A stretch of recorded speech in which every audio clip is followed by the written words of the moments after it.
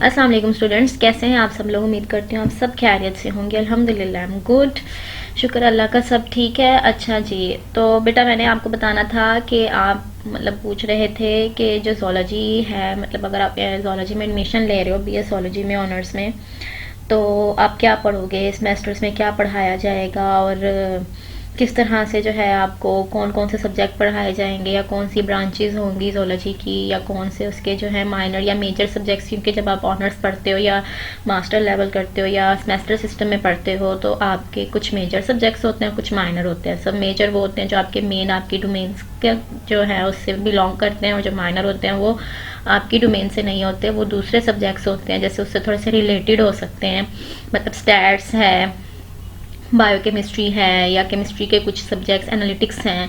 तो इस तरह की चीज़ें भी आपको साथ में पढ़नी पड़ती हैं ताकि आप जो है आपके सब्जेक्ट में उनका क्योंकि कुछ ना कुछ पार्टिसिपेशन होती है, ठीक है।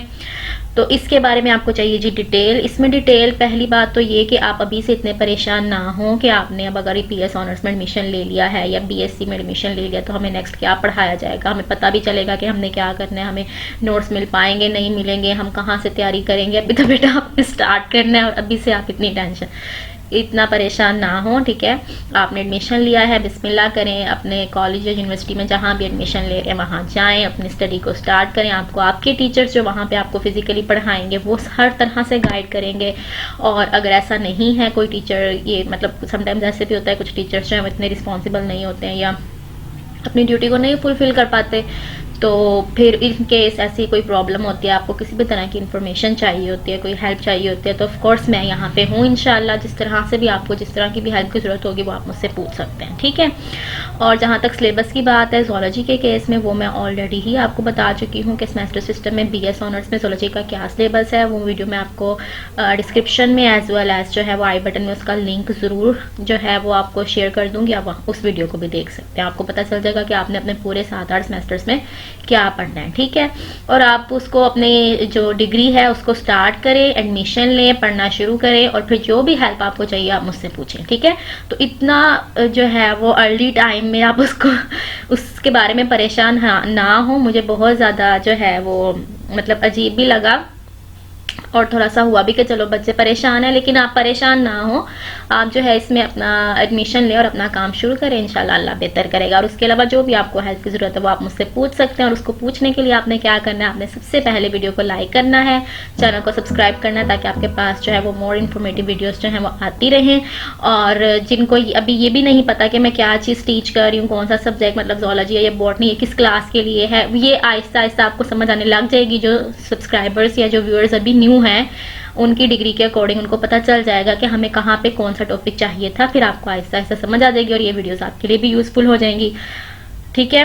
और इसके अलावा ये है कि आपने इंस्टाग्राम पे फॉलो कर देना है पाक बोटैनिस्ट ऑफिशियल, ठीक है। और वहाँ पे आप किसी भी तरह से डीएम करके कुछ भी क्वेश्चन आप किसी भी तरह की हेल्प आपको चाहिए आप पूछ सकते हैं। तो हम अपना आज का लेक्चर शुरू करते हैं। सिफेलोकोडेटा को हमने शुरू कर लिया था और उसमें मेंटेनेंस फंक्शंस को आज हमने देखना है, मीन्स के जो उसकी बॉडी में दूसरे सब फंक्शंस होते हैं वो हमने देखना है कि सिफेलोकोडेटा में कैसी सारी चीज़ें मतलब डाइजेशन है, रेस्पिरेशन किस तरह से हो रही है। सो सिफेलोकोडेक्स आर द फिल्टर फीडर, हम पहले ही पढ़ चुके हैं कि वो फिल्टर फीडर है। उन्होंने सबसे पहले क्या करनी है, फिल्टर फीडिंग करनी है। ड्यूरिंग द फिल्टर फीडिंग क्या करते हैं, they have the pointed up, they have partially और the mostly buried in the sandy. आपने देखा था उसका स्ट्रक्चर जो है वो सैंडी सॉइल के अंदर, सैंडी सबस्ट्रेट के अंदर जो है तकरीबन पार्शली जो है काफ़ी हद तक सिर्फ हेड बाहर होता है और बाकी बॉडी जो है वो उसके अंदर ही सबस्ट्रेटम के अंदर बरीड होती है। फिर जब फीडिंग होती है, during the feeding they are part point upward, यानी वो क्या करते हैं अपने पार्ट्स को, बॉडी के पार्ट्स को जो है मीन्स जो माउथ वगैरह है, मोस्टली जो माउथ है या हेड का पोर्शन है उसको बाहर निकालते हैं।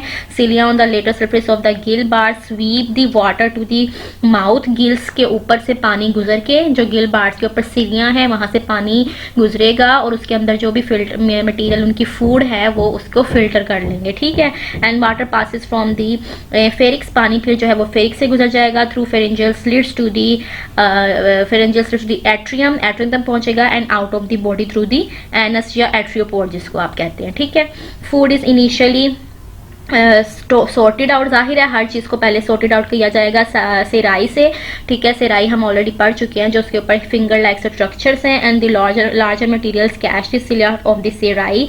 अब क्या है, जो बहुत बड़े बड़े मटेरियल हैं जिनको वो डाइजेस्ट नहीं कर सकती, वो ईट नहीं कर सकते, इनटेक नहीं कर सकते, उसको वहीं पे बाहर छोड़ दिया जाएगा, सिलिया उसको वहीं पर रोक लेंगे। द लार्जर पार्टिकल्स एक्यूमुलेट, उनको वहाँ पे इकट्ठा कर लिया जाता है, and the contractions of the सेराई थ्रो देम आउट या थ्रो देम ऑफ। जो लार्जर पार्टिकल्स हैं उनको सेराई की कॉन्ट्रैक्शंस फिर बाहर फेंक देते हैं, और जो स्मॉलर और एडिबल पार्टिकल हैं जिनको वो खा सकते हैं, they are pulled into the mouth, उनको मुंह के अंदर भेज दिया जाता है with the water, and are collected by the cilia on the gill bars and in mucus secreted by the endostyle. Endostyle में म्यूकस है, उससे भी उसको लुब्रिकेशन जरूरी है ना। हर चीज को आपने जब किसी चीज को इंगल्फ करना है तो उसके लिए लुब्रिकेशन जरूरी है। आप सूखी रोटी मुंह में डालें और फिर मुझे बताएं कि आप उसको कैसे खाएंगे जब तक आपके माउथ में वाटर नहीं है या म्यूकस नहीं है या लुब्रिकेशन या सलाइवा नहीं है, तब तक आप उसको अंदर इंगल्फ जो है वो नहीं कर सकते हो, ठीक है। तो इसीलिए इसी तरह इनको भी जाहिर है लुब्रिकेशन की जरूरत है, और वो सिलिया और जो मटेरियल है, वाटर है, एंडोस्टाइल में म्यूकस है, ये सब चीजें इन इस काम के लिए उसकी जो है वो क्या करती हैं, हेल्प करती हैं। As in the tunicates the endostyle is a ciliated groove that extended longitudinally.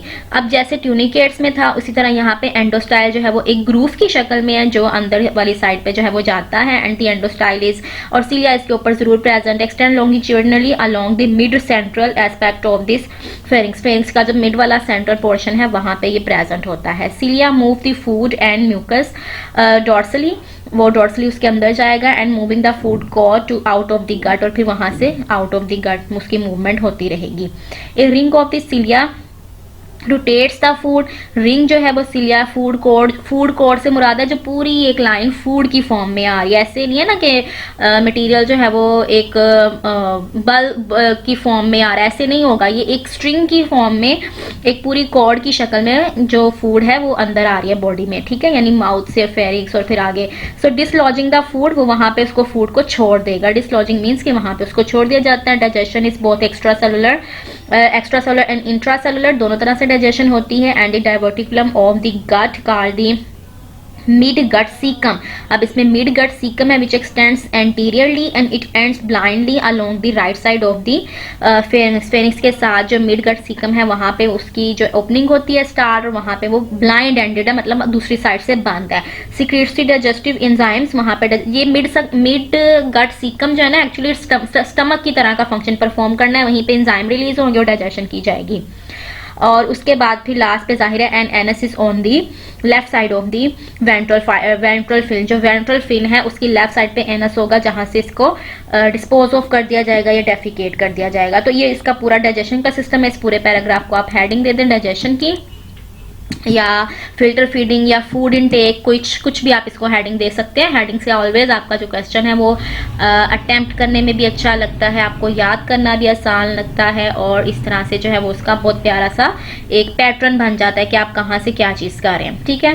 तो अब इस तरह से जो है वो उसकी पूरा मतलब डाइजेशन का प्रोसेस हो गया। नेक्स्ट देखें क्या होगा, cephalochordates do not possess the true heart, जाहिर है अब नेक्स्ट इसको आप हेडिंग दे सकते हैं सर्कुलेटरी सिस्टम की, ठीक है, या सर्कुलेशन की, या ब्लड की, मतलब ब्लड फ्लो या फिर फ्लूइड फ्लो, इस तरह की हेडिंग आप देंगे। मोस्ट इसमें जो बेस्ट हेडिंग है वो सर्कुलेशन कह दें या फिर सर्कुलेटरी सिस्टम कह दें। हार्ट अब इसमें कंप्लीट नहीं है, अदरवाइज जो है द नेक्स्ट जो थिंग उसमें है वो है circulatory waves in the walls of the major vessels. Major vessels में कुछ ऐसी ही वेव्स खुद ब खुद ही कॉन्ट्रैक्शन की वजह से हो जाती हैं जो उसको जो ब्लड है उसको प्रोपेल करती हैं। And blood contains the amoeboid cells and the bars tissues in the open spaces. Open spaces हैं, साइनेसिस, यानी कोई ऐसा क्लोज सिस्टम नहीं है, ओपन सर्कुलेटरी सिस्टम है, वहीं पे उसको वॉश ऑफ कर दिया जाता है। Excretory tubules are the modified coelomic cells. Excretion या एक्सक्रीटरी सिस्टम हेडिंग दे सकते हैं। सीलोमिक सेल्स हैं क्लोजली एसोसिएटेड विद दी मतलब उसको वहीं पे ब्लड के साथ ही वेसल्स के साथ एक्सक्रीटरी सिस्टम भी उसका जॉइंटेड है। And this arrangement suggested the active transport of the materials की एक्टिव ट्रांसपोर्ट होगी between the blood and the excretory tubules. जाहिर है ब्लड में से जो वेस्ट है उसने एक्सक्रीटरी ट्यूब्यूल्स के अंदर जाना है, वहां से आउट ऑफ द बॉडी किसी भी तरह उसको निकाल दिया जाएगा। एक्सक्रीटरी सिस्टम हो गया। अच्छा, उसके बाद नेक्स्ट आपके पास क्या है, the coelom of the cephalochordates is reduced. Coelom जो है, जो इंटरनल बॉडी कैविटी है, वो बहुत छोटी है as compare to the most of the other chordates. अगर हम दूसरों से उसको देखें, इसको अंडरलाइन करें। It is restricted to canal near the gill, बस गिल के पास, गिल बार्स के पास जो कैनाल्स हैं बस वहीं तक होगी। दी एंडोस्टाइल एंड द गोनैड्स वहीं पे उसके पास, यानी यहाँ पे प्रेजेंट है। Next is the reproduction and the development, साथ ही इसको आज देख लेते हैं। अब रिप्रोडक्शन और डेवलपमेंट में क्या है, which is in this case of the cephalocordex are the dioecious, means they have the separated females and the male species। ठीक है। gonads bulge into the atrium, atrium के अंदर gonads bulge करते हैं from the lateral body wall, body की lateral side से। And the gametes are shed into the atrium, atrium के अंदर गैमेट्स को रिलीज कर दिया जाता है। And leave the body through the atriopore, atriopore से वहां से जो गैमेट्स हैं वो बाहर चले जाएंगे और एक्सटर्नल फर्टिलाइजेशन होगी, which leads to the bilaterally symmetrical larva की फॉर्मेशन होगी जब फर्टिलाइजेशन होगी। And the larvae are free swimming, थोड़ा सा टाइम के लिए वो फ्री स्विम करेगा, but they are eventually settles down to the substrate before the metamorphosing into the adults, यानी एडल्ट्स के अंदर मेटामॉर्फोस करने से पहले ही वो जो है क्या करता है, अपने सबस्ट्रेटम के साथ सेटल डाउन हो जाता है। नेक्स्ट जो है इसकी है फाइलोजेनेटिक कंसिडरेशन, थोड़ा सा मतलब रिलेशंस आपस में फाइलम के, इनके और क्लासेस वगैरह के नेक्स्ट लेक्चर में देख लेंगे। फिर हमारा ये चैप्टर कंप्लीट हो जाएगा और उसके बाद फिर हम जो है बॉटनी के कुछ लेक्चर स्टार्ट कर देंगे। और अगर आपको ज़ूलॉजी में से भी कुछ चाहिए तो वो आप मुझे बताएं, इंशाल्लाह जो भी आपको चाहिए होगा उसके लिए पूरी कोशिश की जाएगी। और मुझे दुआओं में याद रखें, अपना बहुत ज़्यादा ख्याल रखें। अल्लाह हाफिज़।